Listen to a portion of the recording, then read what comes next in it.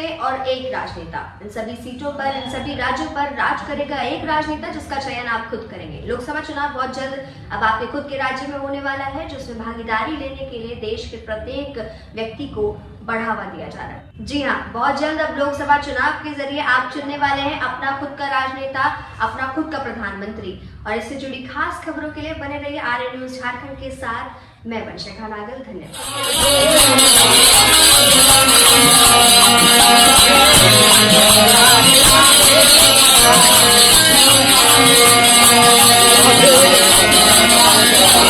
नमस्कार, जोहार। मैं पंकज आर्य फिर एक बार आप लोगों के साथ रूबरू हो रहा हूं। इस वक्त मैं तमाड़ प्रखंड के बोधडी मौजूद हूं। मैं आपको केंद्रीय जनजातीय मामले के मंत्री और कृषि मंत्री अर्जुन मुंडा अपने चुनाव के तहत पूरे तमाड़ प्रखंड क्षेत्र में घूम रहे हैं। इसी रोजोडी गए, वहाँ कुछ महिलाओं से मिले, उनका स्वागत किया गया महिलाओं के द्वारा। साथ ही साथ उसके बाद बिरगांव गए, बिरगांव में भी लोगों के साथ समस्याएं सुनी, उनसे बातें और तमाम तरह की बातें वो रहे। अपने संबोधन में उन्होंने बताया कि किस तरह से भारत के इस वक्त जो नरेंद्र मोदी प्रधानमंत्री जो है, उन्होंने किस तरह से भारत को गढ़ा है और किस तरह से भारत को आगे ले गया है उन्होंने, तो तमाम बातों को रखा है। साथ ही साथ उन्होंने राज्य सरकार पर भी तंज कसते हुए पेपर लीक के मामले में मुखर होते हुए बातें कही है। उसके बाद वो बावईकुड़ी पहुंचे, वहां पर हरिनाम संकीर्तन आयोजन था एक मंदिर में। उस मंदिर में भी वहां पे जाके माथा टेका है, आशीर्वाद ग्रहण किया है और प्रसाद भी ग्रहण किया है। इस वक्त बोधडी में वही मौजूद हैं और इस गांव में भी हरिनाम संकीर्तन रहा है और इसमें यहाँ पे भगवान श्री कृष्ण राधे ग्रहण किया है। साथ ही साथ कीर्तन में इस वक्त यहाँ पे शामिल हैं, प्रसाद भी ग्रहण कर रहे हैं और उसके बाद वो सार्जम भी पहुंचेंगे एक श्राद्ध कार्यक्रम में। तो ये पूरा कार्यक्रम आज तमाड़ विधानसभा क्षेत्र के तमाड़ प्रखंड अंतर्गत इन गाँव में आज केंद्रीय जनजातीय मामले के मंत्री अर्जुन मुंडा, जो कि इस वक्त क्रियाशील है, वो लगातार आज यहाँ पे कार्यक्रम में लोगों के साथ मिल रहे हैं, जुड़ रहे हैं, उनसे बातें कर रहे हैं, उनकी समस्याओं को जान रहे हैं, गांव के हालात को भी देख रहे हैं। ये चुनावी कार्यक्रम है और साथ ही साथ इस दौरान हम लोगों ने उनसे बात करने की कोशिश की है। तो आइए सीधे तौर पर हम लोग जुड़ते हैं केंद्रीय मंत्री से और जानते हैं कि क्या कुछ कह रहे हैं। तो बने रहिए तमाम खबरों के लिए आप आ रहे हैं झारखंड में। मैं पंकज आर्य आपको रिपोर्टिंग दे रहा हूँ तमाड़ से।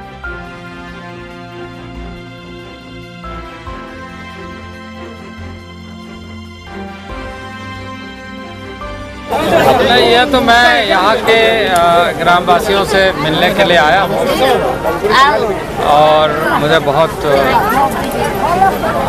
आनंद हो रहा है, खुशी हो रही है कि इतने बुजुर्ग लोगों से मिलने का, उनकी बातें सुनने का मौका मिला।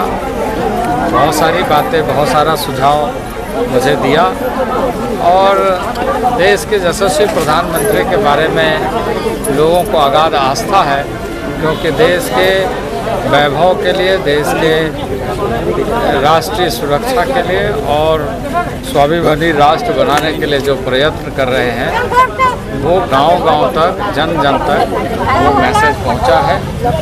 और भविष्य को सुरक्षित करने के लिए जो 4 पिलर उन्होंने बनाया है, युवा, महिला, किसान और गरीब, इन सारे वर्गों को साथ में लेकर के कैसे युवाओं के लिए अच्छी नीति होनी चाहिए, गरीबों का ध्यान रखा जाना चाहिए, किसानों को सम्मान के साथ अन्नदाता के रूप में जो हमारा उदर भरते हैं उसका ध्यान रखना चाहिए, और महिला मातृशक्ति, उन्हें सशक्तिकरण करते हैं जो पूजनीय है, उसका सम्मान।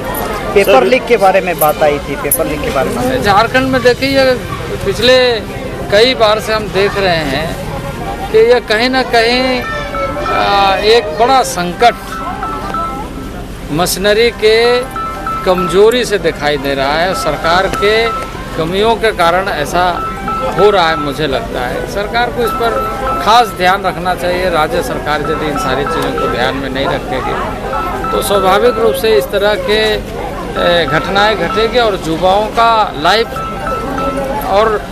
लाइफ तो डिस्ट्रॉय होगा ही, एक बहुत कुंठित युवाओं को देखने को मिलेगा। ये नहीं होना चाहिए। भारत सरकार हमेशा इस बात को कहती है कि ट्रांसपेरेंसी के साथ हर किसी को अवसर मिलना चाहिए। राज्य सरकार को ऐसे मामले पर, और मैंने जो देखा फुटेज वगैरह जो आए, उसमें कहाँ से लोग आकर के झारखंड में इस तरह के कारनामे कर रहे हैं, ये बड़ा दुखद है। लेकिन जब इस पेड़ के नीचे कोई आता है उसको छाया मिलता है। पेड़ तो अपने जगह खड़ा है, हम ही लोग खिसक जाते हैं, है कि नहीं? कितना साल हो गया?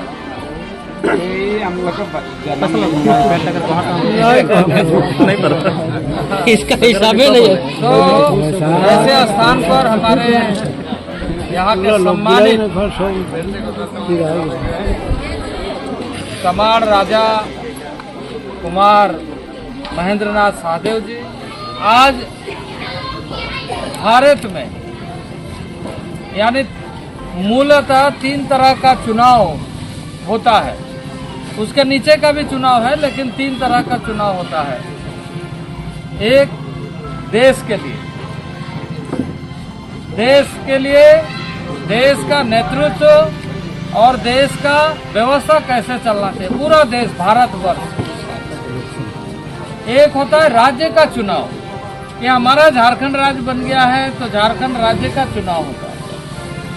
और झारखंड राज्य के बाद एक चुनाव जो स्थानीय स्तर पर जिला परिषद और जिला परिषद के चेयरमैन का चुनाव, इसके नीचे भी 2 चुनाव होता है, इसमें प्रमुख का है, पंचायत का है, तो इस तरीके से चुनाव होता है। लेकिन मुख्यतः 3 चुनाव होता है। ये देश का सबसे बड़ा चुनाव, जो देश कैसा होना चाहिए, कैसा चलना चाहिए, देश का क्या नीति होना चाहिए, देश के भविष्य को सुरक्षित करते हुए देश के नागरिकों को कैसे आगे बढ़ाना चाहिए, इस कार्य को राष्ट्रीय स्तर पर सोचा जाता है। क्योंकि पूरा देश भारतवर्ष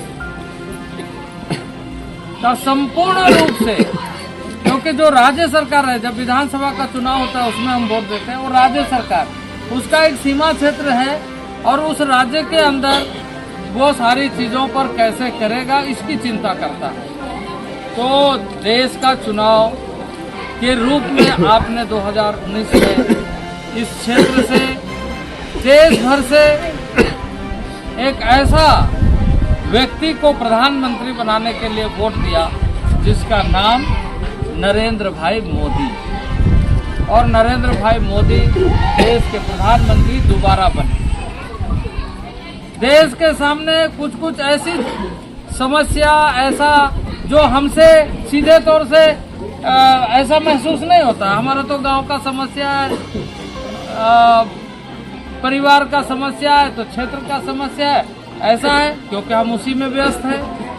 लेकिन देश की एक बड़ी समस्या क्या, कि धीरे धीरे पाकिस्तान और चाइना, चीन हमारे देश में कब्जा करने का षड्यंत्र कर रहा था, और उसमें जम्मू कश्मीर को हथियार बना रहा था। देश की मजबूत सरकार जब आपके माध्यम से चुन के गया तो कहा जम्मू कश्मीर भारत का अभिन्न अंग है और इसको कोई कब्जा करने का कोशिश करेगा, भारत सरकार बर्दाश्त नहीं करेगा, और कश्मीर से कन्याकुमारी तक भारत एक है, उसका हम नीति बनाए। और वो नीति बनाया, संविधान में संशोधन किया, संविधान के उस धारा को रिपील किया जो धारा 370 के आधार पर ये बोलता था कि देश में कोई भी कानून लागू होगा पर वो कानून जम्मू कश्मीर में लागू नहीं होगा। तो क्या क्यों लागू नहीं होगा जब देश का हिस्सा है? तो आजादी का लंबे समय तक जिसका भी शासन रहा उन्होंने इस पर ध्यान नहीं दिया।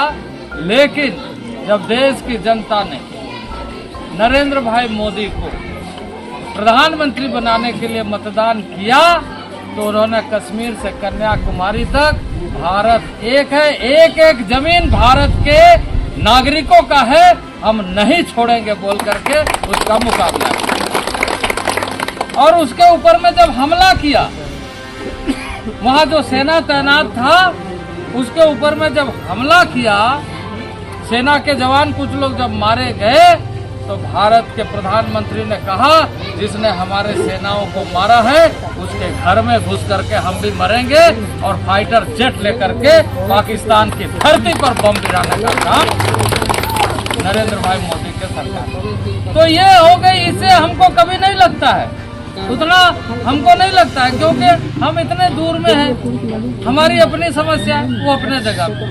लेकिन किसी का भी बेटा सेना के रूप में उस जहां पर बर्फ का, जहां पर जैसे हम लोग ठंडा के समय में कपकपी महसूस होता है, वहाँ सालों भर बर्फ जमे रहता है, उसी में तंबू गाड़ के सेना का जवान और जो भी सेना का जवान जो भी सेना में भर्ती होता है उसको वहाँ ड्यूटी करना पड़ता है। तो उसको महसूस होता है कि देश की सुरक्षा में कैसे पसीना नहीं, वो शरीर गलाता है, वो बर्फ में खड़ा होकर के और देश को सुरक्षित करता है।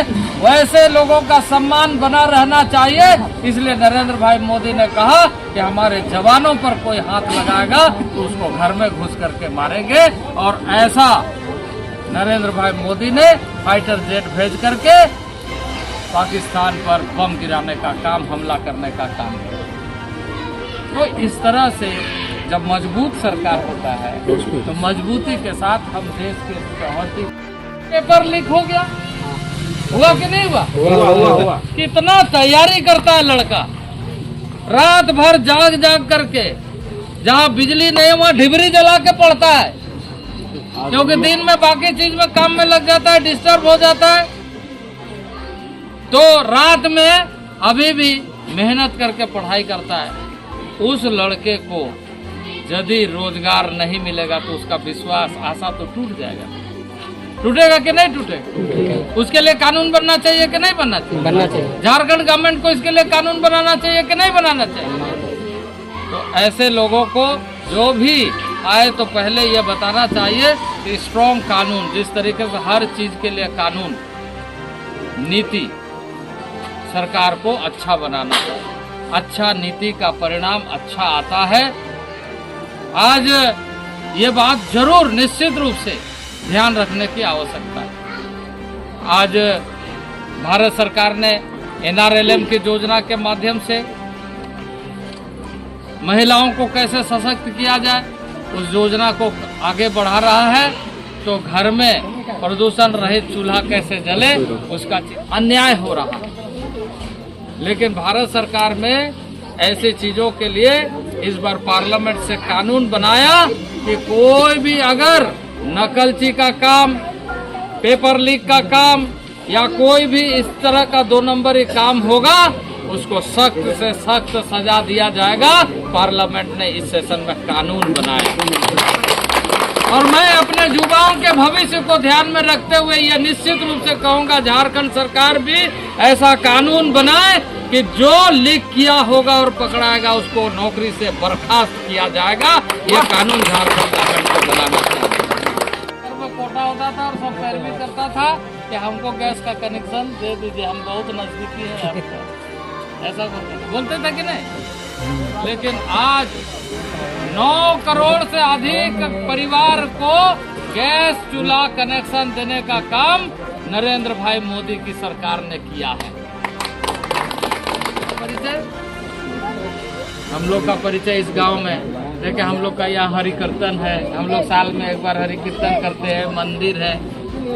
तो देश का भी, इस देश में राम ने जन्म लिया, इस देश में कृष्ण ने जन्म लिया, उसका जन्मभूमि को लोगों ने कब्जा करके रखा था। नरेंद्र भाई मोदी के नेतृत्व में राम जन्मभूमि अयोध्या में राम मंदिर बना करके ये बताया कि भारत की जो आध्यात्मिक सनातन संस्कृति है वो दुनिया को दिखना चाहिए। आज हम सबको गर्व होता है कि नहीं है कि देश में भव्य राम मंदिर का निर्माण हुआ? होता है कि नहीं होता है? हम कभी ना कभी जाएंगे, कुछ लोग गए भी हैं, कुछ लोगों के लिए स्पेशल प्रोग्राम, लेकिन ये बीच में इस समय और वो कार्यक्रम नहीं हो सकता था इसलिए वो नहीं हुआ, लेकिन बहुत सारे लोग गए।